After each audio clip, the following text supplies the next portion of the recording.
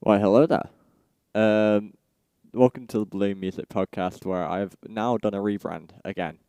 It used to be called the N3 Podcast or N3 Music Podcast, but now I am changing the name because I have changed artist names, so why not? Um, this episode is going to be a very special one. I've got multiple announcements for myself. We're going to be talking about Jay Weinberg departing from Slipknot and what I think the future of Slipknot is going to be. We've got the Download 2024 lineup, which I'll have to pull up my phone when I get to it. And James Marriott has released his debut studio album, Are We There Yet? I believe it's called. I've wrote it on my notes, but I could be wrong with that name. So, yeah, let's get on with today's episode. It's going to be a pretty, hopefully a pretty long one. I don't know if it will be, though, because every time I plan this, I always go way too short when it comes to, like, continually talking about what I was talking about, and I don't want to make it a short episode. Let's get some longer ones in here. So, especially considering how few and far between these episodes are. But let's talk about my announcements first. Get them out of the way. So, I have a new record coming out sometime soon on Spotify. It's called One. You may have already thought about this, heard me say this because yes, it is a remake album of my debut studio album under the name Kenny Cree, which is also called One. But this version's under the name Light Bloom with a zero instead of the first O, as you'll see on my podcast name. And it's got a zero instead of an O on the name. That's it. The One is now spelled zero and E, which is cool to me. It releases soon. It should have released today, as of recording this, which is November 10th. But because it only got approved by my distributor yesterday, it isn't out today, which is annoying. But something that will be releasing on the day I said it should be, which is my EP Drift, my debut EP, or at least debut new EP for Light Bloom. It is taking it back to kind of like a Clear Block N3 kind of EP with the instrumental side of things instead of me doing vocals. But the idea for this EP was supposed to be that I like capture what I feel like the future of the world will sound like, if that makes sense, because like I wanted to make an EP that sounds as if it's as futuristic as, say, for example, something like Cyberpunk 2077, but I didn't want to do a dystopian kind of sounding thing. I wanted it to sound kind of like happy.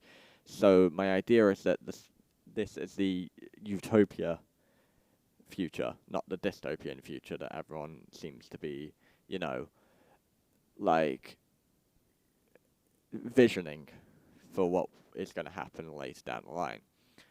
But yeah, Drift drops 24th of November on all platforms, which is ironic considering I said I would never go back to Spotify, but then went back on my statement because here's the thing: when it comes to making music in the modern world, Spotify is basically your number one like platform. It's going to be the place where you get most of your streams going, and as much as I hate it, it's just the way it is.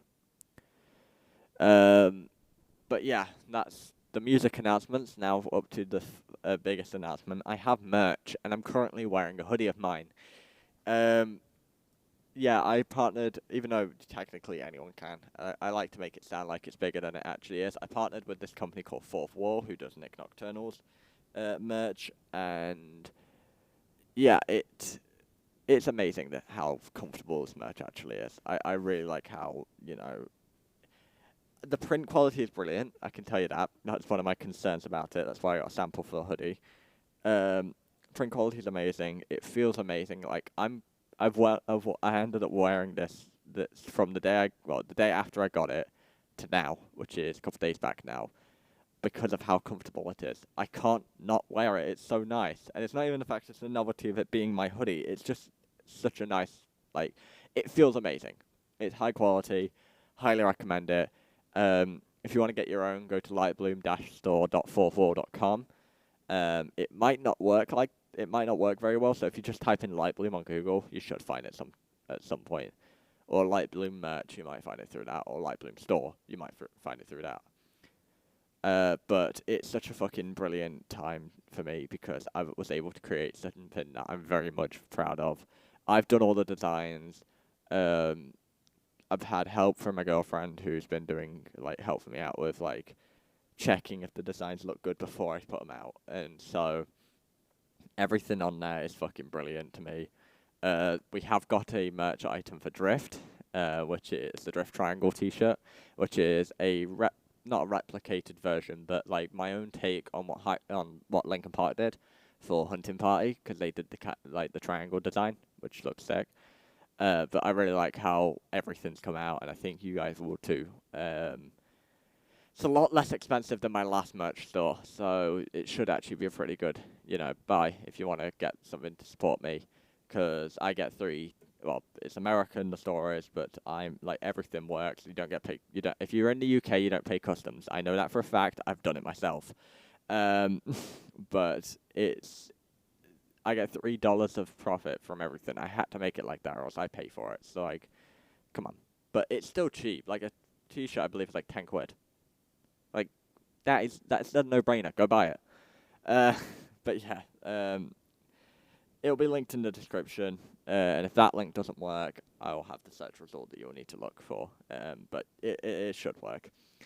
Next up, we have probably my favorite topic of today, because a lot of people may know that I'm a massive fan of the band Slipknot.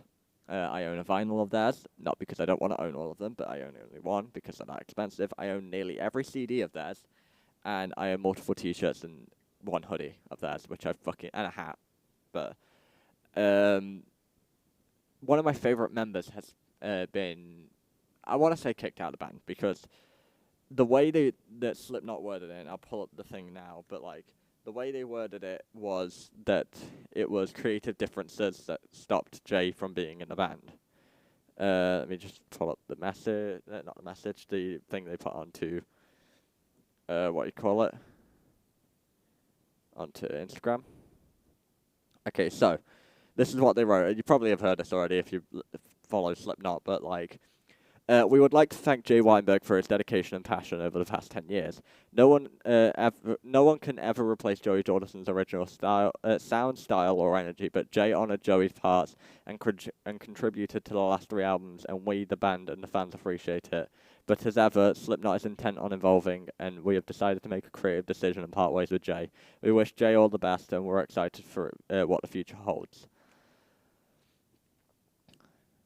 I will just say this now. I wasn't a fan of the end so far, and I don't think it was the best thing Slipknot's ever put out. We Are Not Your Kind is the last good release they put out, in my opinion. And Jay was what made that album what it is for me. Now, I'm a guitarist and a bassist, not a drummer. Let me put that in perspective. I don't play drums. Jay is the reason I want to play drums. Jay and Joey were the two biggest drummers in my eyes. Now, with me listening to Motionless in White, Vinny has been put up there, Christian Coma from Black Velvet Eyes, all of them. But Jay is one of the reasons I wanted to play drums. And I think his style, while yes, it's different to Joey, is fucking amazing for Slipknot. It perfectly blends with the riffs and stuff that Mick and Jim are coming out with. It holds enough room for Clown and Tortilla Man to do percussion over. It just works so amazingly. And even that, yeah, of course no one can replace Joey's sound or style, because every player is unique, right? Isn't that kind of what the idea is? You develop your own style, and then that's what makes you, you. I was talking with one of my friends who's a listener of the show, and I probably mentioned him multiple times on this. Definitely did when we were talking about Avenged Sevenfold, but me and my friend Joe were talking about this, and it just makes no sense why they would kick Jay. But I want to know this now. Who's next to leave? Who's going to be the next person to leave? Because we've had Craig this year, we've had Jay this year. Who's next? Because my bet is going to be a guitarist at least. But my personal opinion is I would rather have Clown leave than anyone else, because everyone else is not the reason why the band is turning into what they are. Clown is. And I love how like misdirected everything's going. Because yes, I know Corey is a stakeholder. I know he's an owner of the band, and I'll explain what I mean in a second. But I know Corey is in control. But I don't think Corey is the reason why Jay left, or why Craig left. I believe it's Clown. Because, think about it, Clown's the final remaining founding member of the band. Clown is the person who has the power to do whatever he wants in the band. So why would Corey, like, go and jeopardize the fucking, like, careers, not jeopardize the careers, but, like, you know, take away a member just because of the sound or creative differences. I think most people don't realize that Corey isn't really, like, my reasoning is, and I point this out to a lot of people, but, like, look at what Slipknot is doing and look at what Corey is doing. Corey, from what I can tell, wants to make good rock and metal music, hence the reason he's doing his solo project. Clown wants Slipknot to make this artistic and experimental stuff, which is what the end so far was. The reason why I don't think the band played much of it on tour is also because of the other members. They want to play the metal music that the fandom and the Nine and the Maggers, whatever we want to call them anymore, have come to expect. I mean, granted, they don't play much of the, much deep cuts anymore, but they've been playing stuff like Snuff now, which is fucking brilliant because that song hasn't been played live since 2012, to my knowledge. Or at least, no, it got played a couple of times last year, I think. I don't know. But they're playing Snuff. They're playing stuff that hasn't been played for ages. And I think that's brilliant for them. Now, firing Jay was a bad idea. I'll just say that now. If they didn't see the backlash from what the fans were saying, firing Jay was probably the worst idea they've ever had, in my opinion. But going back on what I mean with the whole owning the band, and there is one person I want to quickly point out, and I don't want to throw any hate at her. It's just kind of a bit, wrong. But, so when Chris Fane departed from Slipknot after being fired for suing the band over, unpaid royalties, that was what it was. It was opened up that the only two members that are actually, owning of the band and in control of the band is Corey and Clown. Now, Stacey, who is Mick Thompson, rhythm guitarist / lead guitarist of Slipknot, his wife claimed that Jim, Sid, Clown, Corey, and Mick, believe, are the people who are in control and who own it, and that the rest members are, employees pretty much of the band. Well, why did the legal documents for Slipknot say that Clown and Corey are the only people who are in control if Mick, Jim, and Sid are also in control? And if that's the case, then why wasn't Chris in control? Because he was also part of it. Because it wasn't founding members, because Mick was there before Corey. And Corey, and Sid is there after Corey and Mick, and Jim came in, all of those members that I just mentioned are in self-titled through All Hope Is Gone. So was Chris. So why isn't he one of them? Or at least, why wasn't he one of them? So, that's my point. I don't think that the guitarists or Sid are actually in control. And I still don't think Corey is. Because if Corey was in control, why would the band do what they're doing now? I mean, no official statement has been done by Jay. No, other word has been said by Slipknot. Literally nothing. We've had radio silence from Slipknot. No new member has been announced. No nothing. But all I'm saying is that firing Jay was bad. And I don't think the fandom is going to... I think there's going to be something coming that Slipknot's not going to like. Whether that be the end of their career or what. But I was watching a video recently as well about what's going on with Slipknot pretty much, and people are, the video itself said that they think that it's going to do a Kiss and kind of change Slipknot from a band to a franchise. And while I feel like that is starting to take place, I also don't think it will, because there was a lot of backlash when Kiss did it, so I don't think Slipknot's going to try and do it. But if they do, Well, that's their fault, and I think they should probably just give up after that. My thing with this is, though, my final words for the Slipknot topic today is going to be the band needs to either go back to their roots or give up, because they should have saw the negative reception to the end so far and took it as, well, that is basically the end of what the fandom wants. They don't want artistic experiment. They don't want Adderall. The Adderall EP was 6 versions of Adderall. We don't want it. Alright? We want fucking heavy. Give us heavy. That's all we wanted. Alright? They gave us a taste of heavy on We Are Not Your Kind. Where is the heavy on the end so far? Chapel Town Rag, Hive Mind, and Dying Song are the only real heavy tracks, in my opinion. Maybe Warranty. Warranty is also pretty heavy, but, like, it's outweighed by all the artistic shit that Clown's been doing. Anyways, let's move on from Slipknot and pull up the Download lineup, because Download has been announced, or at least it was announced anyways. We knew what was going on. We just needed the lineup now. Let me pull up the lineup real quick. So, I already can tell you without a fucking doubt, I'm not happy with this lineup for multiple reasons. Number one, why the fuck is Queens of the Stone Age headlining? Why the fuck is Fall Out Boy headlining?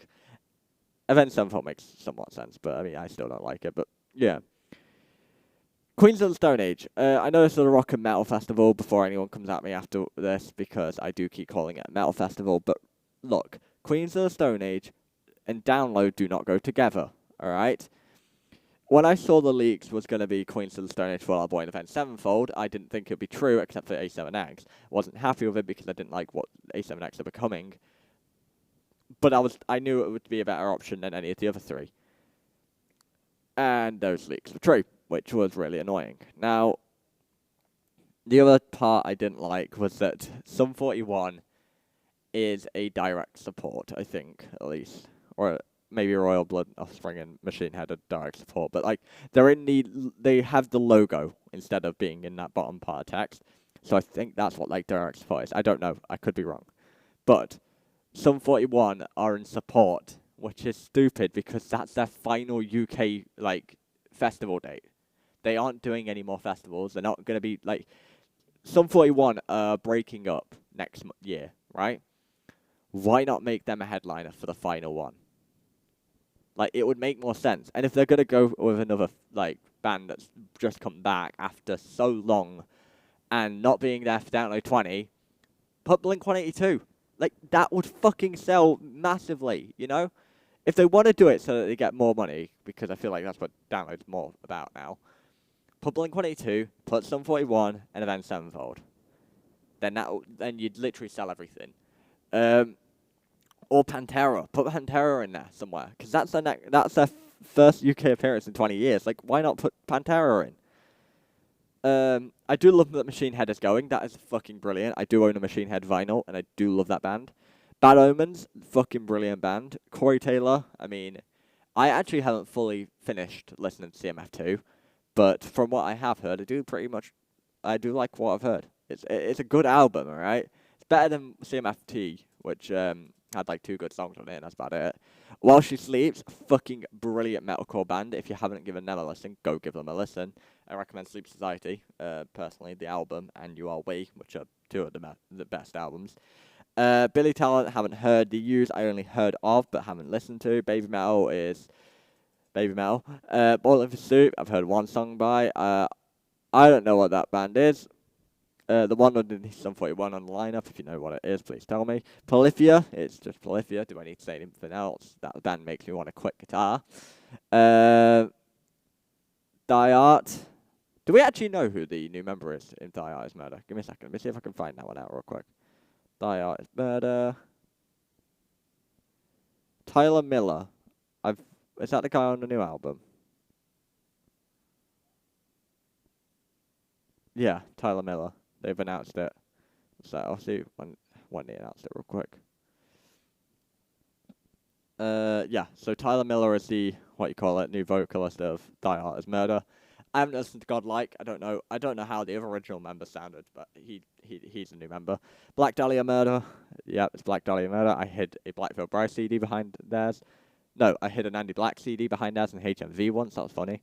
Biohazard, never listened to them. Fear Factory, never listened to them. People who I think is cool in the support acts or whatever, just the word versions where they're just typed in the names. Alpha Wolf, they toured with Motionless in White on their Tour in the End of the World tour.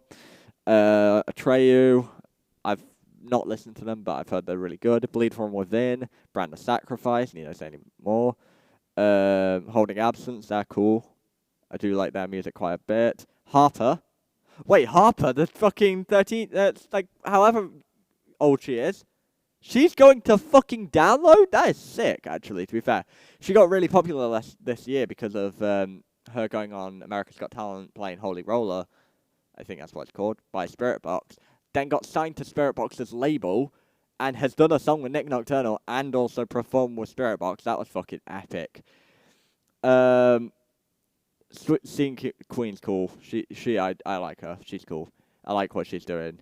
Slaughter to Prevail, it's fucking Russian deathcore. Like, come on. What's not to love?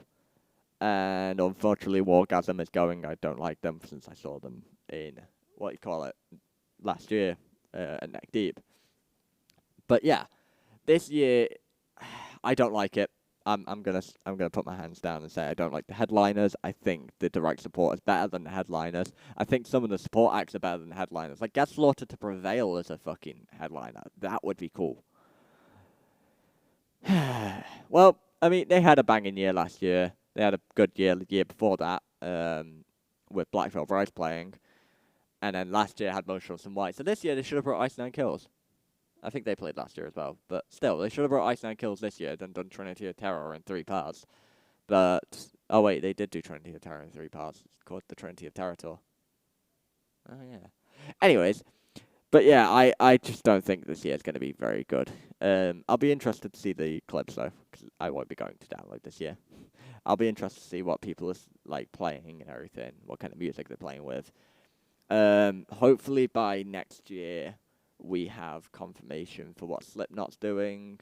If not, then, you know, that's fine, I guess. We just have to wait another 20 years for it. Also, I noticed this at music, it just came to mind. How about that Rockstar announcement about GTA 6 getting a trailer next month? That's going to be fucking brilliant. I mean, we've only waited a decade for it. Like, come on, Rockstar. You usually a 4 to 5 year wait, and that's it. But, I don't know, I guess, you know, continuously releasing GTA 5 was fine enough for you guys. Oh, and GTA the Shit Edition. Trilogy the Shit Edition, because, yeah, I still have a vendetta against Grove Street Games because I don't like I don't like how they make games. Like, they should have got other team of fans, like a modding team of fans, to do the definitive edition, because we would have made it what it should have been. Not just a half-assed attempt to make money. Anyways, finally, the topic that I don't know why I left it till last, because I could have done it as one of the first topics, because it's not actually as big as like Jay Weinberg or Download, but you know, it's big to me. James Marriott, he's released Are We There Yet today, and I've listened to a couple. I've listened to the entire album, but I listened to it once through. I like it. I definitely don't think it's as good as Bitter Songs, his EP. But then again, Bitter Songs has Car Lights on it, which is one of my favourite songs of all time anyways, because of how much that song means to me. Do I think that it is a bad album? Not at all. I think it is some of his best work. I mean, don't get me wrong. So Long is one of my favourite songs by him. That song goes so hard. Romanticize This is amazing. What else? I have to think about what's on the EP, on the album. Give me a second, I'll tell you. The Other Side is a great song. Denial's a great song. Going Postal at the Party is a good song. Over My Head. The entire album's amazing, but like I still prefer Bitter Songs to it. But that's personally my opinion. There was a vinyl that got released put out for it. I didn't get a chance to get it. It was £15, which is less than what Lovejoy was putting out for 2 EPs. So an entire album for £15 on vinyl, that would have been amazing, but I didn't get a chance to go and get it because I didn't know it was fucking coming out. But I might buy the CD for it because I do have Lovejoy's Wake Up and It's Over on CD. I might as well get James Marriott's Are We There Yet on CD. Okay, so that is now pretty much everything I needed to talk about. So we'll wrap up and then let's do a conclusion and we'll wrap it up here. So, my Drift EP comes out 24th of November, not 29th. One should be out at some point in the next few days.